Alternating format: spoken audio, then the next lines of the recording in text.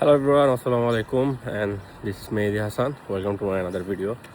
So basically গতকালকে হচ্ছে SSC result দিছে।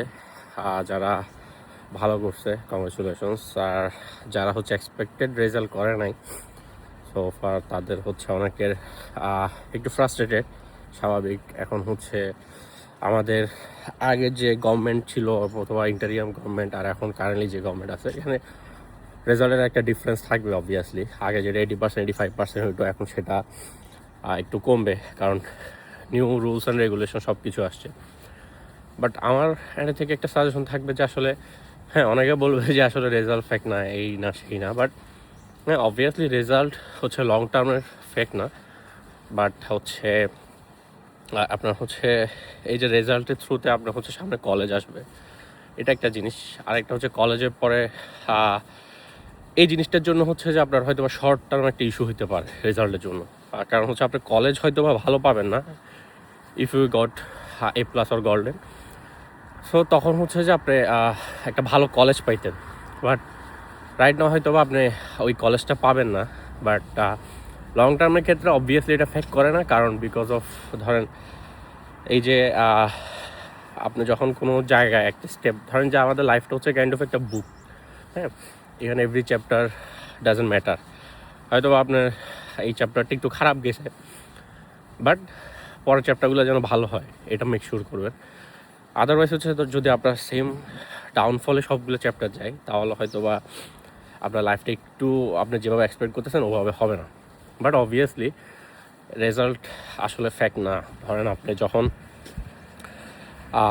ব্যাচেলর অথবা মাস্টার্স করবেন একটা ইনস্টিটিউট থেকে বা ইউনিভার্সিটি থেকে, তখন দেখা যাবে যে আমাদের হচ্ছে যে একটা চেন চলে আর কি। ধরেন আপনি এসএসসি দিছি আমরা, এরপর হচ্ছে আমরা ইন্টার দিছি, দেন হচ্ছে যে এসএসসি আর ইন্টারের অনুযায়ী আমরা ইউনিভার্সিটি দিব এক্সাম, দেন হচ্ছে ইউনিভার্সিটির পরে হচ্ছে এসএসসি এইচএসসির সব চ্যাপ্টার বাদ, দেন university CGPA matters.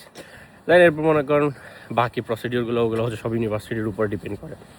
But obviously ধরেন যখন কেউ হায়ার স্টাডিজের জন্য বা কোনো বিসিএস এক্সামের তো লাগে না, বাট ধরেন যে অ্যাডমিশন এক্সাম এটা খুব ফ্যাক্ট করে। ধরেন যে আপনি অ্যাডমিশন এক্সামে এসএসসি এইচএসসির মার্কসটা কিন্তু কাউন্ট হয়, তো ওই জায়গার ক্ষেত্রে এটা ফ্যাক্ট।